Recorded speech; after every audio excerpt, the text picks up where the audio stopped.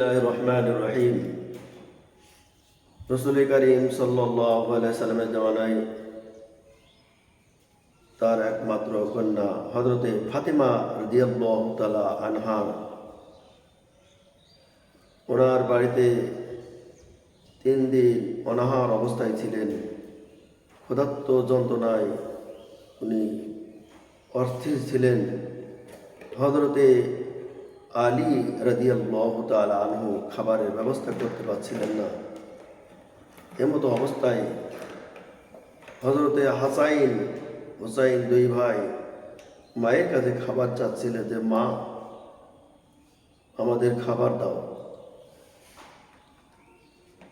খাতুনে জান্নাত হযরতে ফাতিমা রাদিয়াল্লাহু তাআলা আনহা যখন তার কাছে বারবার হযরতে হাসাইন হুসাইন 2 ভাই কলিজার টুকরা বারবার খাবার চাই, যখন খাবার চাই খাবার দিতে পারে না, বলে মা আমরা ক্ষুধার্ত, আমাদেরকে খাবার দাও।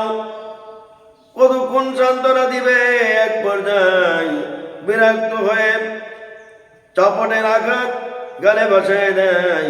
চপটের আঘাতকে 2 ভাই বলল যে মা খাবার দিতে পারে না, যেই মা খাবারের ব্যবস্থা করতে পারে না, যার কাছে খাবার চাওয়ার বিনিময়ে আমরা চল খেলাম, এই জায়গায় আমরা থাকবো না, চলো ভাই অন্য কোথাও চলে যায়, আমরা এই জায়গায় থাকবো না। 2 ভাই একসাথে রওনা দিয়েছেন। গলা দড়ি দিয়ে 2 ভাই একসঙ্গে চলে গেলেন। এদিকে জনাবে মুহাম্মদুর রাসূলুল্লাহ সাল্লাল্লাহু আলাইহি সাল্লামের বাড়িতে খাবারের কোনো ব্যবস্থা নাই, তিনি অনাহারে আছেন।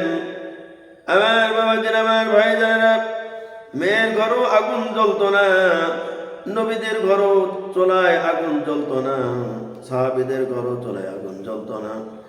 এই অবস্থায় আল্লাহ নবী বলল যাই হাসান হুসাইনকে এক নজর দেখে আসি, আমার নাতিদেরকে দেখে আসি একটু।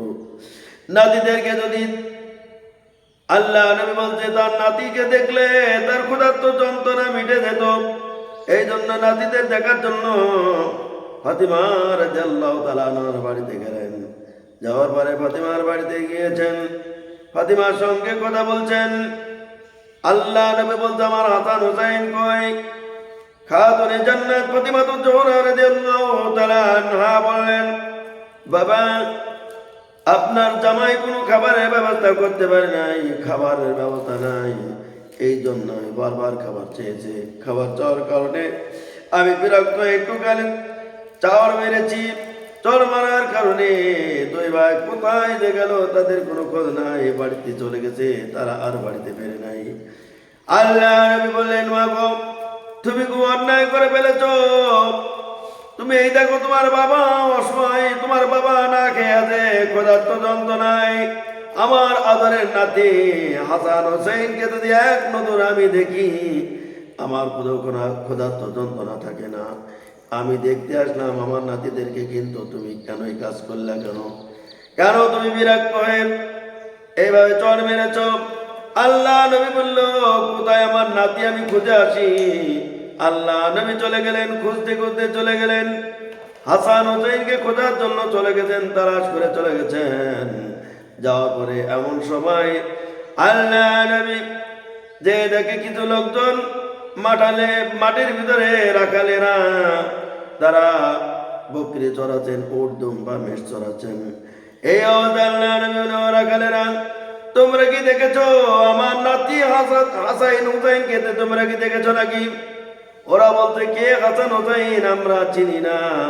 তবে এই মাটির ভিতরে বসে বসে 2 ভাই গলা দড়ি দিয়ে পূর্ণিমার চাঁদের মতো চেহারা, মাটির ভিতরে বসে বসে 2 ভাই তারা গলা দড়ি দিয়ে বসে আছে।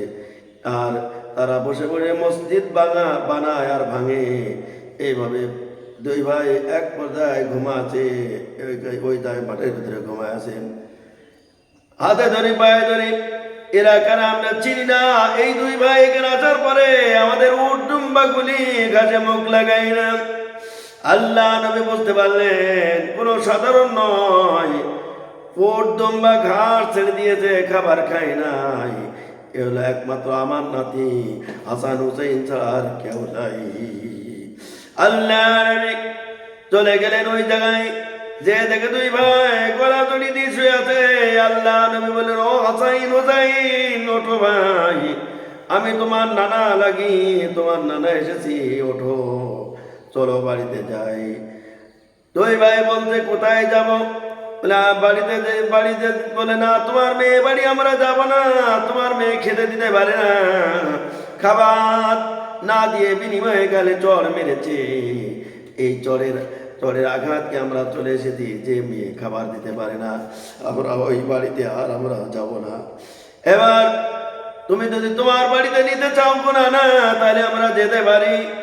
আল্লাহ নবী বললেন, ভাই তোমরা চলো, তোমাদেরকে আমি আমার বাড়িতে নিয়ে যাব, খাবারের ব্যবস্থা করব। আল্লাহ নবীর বাড়িতে খাবারের কোনো ব্যবস্থা নাই। এবার হযরতে হাসান হুসাইনকে নিয়ে চলে গেলেন বাড়িতে। বাড়িতে যাওয়ার পরে বললো, ভাই তোমরা বাড়িতে বসো, আমি তোমাদের খাবারের ব্যবস্থা করতে পারি, চেষ্টা করি খাবারের ব্যবস্থা করার জন্য। আল্লাহ নবী চলে এসেছেন, কাজের সন্তানে আসলেন। এক বাগানে এসে ইহুদি জামশেদকে বলতে, ও ভাই তোমার বাগানে কোনো কাজ থাকলে আমাকে দাও, আমার নাতি হযরতে হাসান হুসাইনকে বাড়িতে বসে রেখে এসেছি, খাবারের ব্যবস্থা নাই আমার বাড়িতে। ইহুদি জামশেদ বলছে, আমার তো কোনো কাজ নাই, তবে যদি তুমি পারো এই যে বাগানে কূপ থেকে এক বালতি পানি তুলবে, বিনিময়ে 2টা করে খেজুর দেওয়া হবে, এই কূপ থেকে পানি তুলে খাওয়া দিতে হবে, যদি পারো তাহলে এই কাজটা তুমি করতে পারো। আল্লাহ নবী ইহুদির কাছে ওই চাকরি নিয়েছেন, রশি হাতে তুলে দিলেন, কয়েক বালতি পরিমাণ পানি ওঠাতে আর এক পর্যায়ে রশিটা ছিঁড়ে পড়ে গেল, কূপের ভিতরে পড়ে গেল। যাওয়ার পরে এবার ইহুদি এসে অমনি রসুলের গালে চপটের আঘাত বসালেন আর বললেন, আগেই তো বলেছিলাম পারবে না, কেন তুমি এই কাজ করতে গেলে? আমি তো আগেই বলেছিলাম তোমার দ্বারা এই কাজ হবে না, আমার এই বালতি এখন তুলে দাও। বালতি পড়ে গেল, আমি কোথায় পাবো? আল্লাহ নবী বলল, ঠিক আছে ভাই, আমি দেখছি তোমার বালতিখানা তুলে দিতে পারি কিনা। আল্লাহ নবী বিসমিল্লাহ বলে হা দিবেন, এমন সময় আল্লাহ রাব্বুল আলামিন বলছেন, জিবরাইলে, জিবরাইল তাড়াতাড়ি যা, আমার বন্ধুর কাছে চলে যা। আমার বন্ধু ওই কূপের ভিতরে হাত দেওয়ার সঙ্গে সঙ্গে এখানে কোনো কষ্ট না হয়, আমার বন্ধুর কাছে বালতিখানা পৌঁছায় দে। আল্লাহ নবী এবার বিসমিল্লাহ বলে হাত দিয়েছেন, আর হযরতে জিবরাইল আমিন অমনি বালতিখানা হাতে ধরায় দিলেন। বালতি হাতে ধরার পরে এবার বালতি হাতে নিয়ে অমনি ইহুদিকে বললেন, ভাই এই নাও, আমি তোমাকে এই তোমার বালতিখানা দিয়ে দিলাম, আমি যে কয়টা আমি খেজুর পাবো আমাকে দিয়ে দাও। আমার নাতি হাসাইন আর হুসাইন 2 ভাই বাড়িতে আছে, তারা ক্ষুধার্ত, তাদের আমি তাড়াতাড়ি যা আছে যে কয়টা খেজুর আমাকে দিয়ে দাও। আল্লাহ নবী ইহুদিকে বলেন, ভাই আমার গালটা বড় শক্ত, তুমি আমাকে চপটে আঘাত করেছো, আর এই বিনিময়ে যদি কষ্ট পেয়ে থাকো তুমি আমাকে মাফ করে দাও। ইহুদি অমনি জামশেদ ইহুদি তখন চিন্তায় পড়ে গেল, আমি কি করলাম, এত বড় অন্যায় কাজ কেন করলাম? আমি আমি আমি তাকে চর মেরেছি, সেই আমার কাছে ক্ষমা চায়, কোনো সাধারণ মানুষ নয়। ইহুদি অমনি আল্লাহ নবীর কাছে বললেন, ইয়া রাসূলুল্লাহ, ইয়া হাবিবাল্লাহ, আমি আগেই যদি তোমাকে চিনতাম, কোনদিন তোমার সাথে বেয়াদবি করতাম না, তোমার সঙ্গে খারাপ আচরণ করতাম না, আজকে তোমার সঙ্গে খারাপ আচরণ আমি করে ফেলেছি। এমন মানুষ এই পৃথিবী থেকে আর হয় নাকি, যে মানুষ নিজে মার খেলো তারপরেও কাউকে মারলেন না? এমন মানুষ আর আসবে না আর এ ধারা পাতে। এমন মানুষ, এমন নেতা ছিলেন তিনি, যার আঘাতে মানুষ, তিনি কাউকে আঘাত দেন নাই, তিনি নিজে আঘাত খেয়েছেন, কাউকে কষ্ট দেন নাই, একটি কাটার আঁচড় তিনি কাউকে দেন নাই। আল্লাহ নবী তার কাছে ক্ষমা চাইলেন, অমনি ইহুদি তরবারিখানা হাতে দিয়েছেন। এবার আল্লাহ নবীকে বলছেন, ইয়া রাসূলুল্লাহ, ইয়া হাবিবাল্লাহ, এই হাত আমি আর রাখবো না। এই হাত দিয়ে আপনাকে আমি আপনাকে এই হাত দিয়ে আমি চকলেটের আঘাত বসাইছি। ইয়া রাসূলুল্লাহ, ইয়া হাবিবাল্লাহ, আপনি আমাকে ক্ষমা করে দেন আর এই হাতটা কেটে ফেলে দেন। আমি এত বড় অন্যায় কাজ কেন আমি করলাম? ইহুদি জামশেদ এই কথা বলার সঙ্গে সঙ্গে আল্লাহ নবী বললেন, ও জামশেদ, তুমি তোমার কিছুই করা লাগবে না, তোমাকে আমি ক্ষমা করে দিয়েছি। তুমি পড়ে না লা ইলাহা ইল্লাল্লাহু মুহাম্মাদুর রাসূলুল্লাহ। কলমা পড়ে মুসলমান হয়ে গেলেন। এবার কলমা পড়ে মুসলমান হয়ে গেল ওই সাহাবী নিজে নিজে চিন্তিত হয়ে গেছেন যে আমি এত বড় অন্যায় কাজ করলাম, নবীর গায়ে চাবুকের আঘাত বসাই দিলাম। আল্লাহ নবী তিনি অনুতপ্ত হলেন। এক পর্যায়ে ওই সাহাবী তার নিজ হাত খানা, যে হাত আমি আর রাখবো না, এই হাত আমি কেটে ফেলবো, ওই হাতে নিজে কোপ মেরে হাত খানা কেটে ফেলেছেন। এরপরে আল্লাহ নবীর কাছে সংবাদ চলে গেল। আল্লাহ নবীর কাছে সংবাদ গেল, ইয়া রাসূলুল্লাহ, ইয়া হাবিবাল্লাহ, কিছুক্ষণ আগে আপনার কাছে যে সাহাবীরা মুসলমান হলো তিনি হাত কেটে ফেলেছেন। নবী আমার বললেন, যাও তাড়াতাড়ি ওই কাটা হাতখানা নিয়ে আসো আর ওই সাহাবীকে আমার সামনে হাজির করে দাও। আল্লাহ নবীর কাছে আসলে ওই সাহাবী জামশেদকে নিয়ে আসলেন।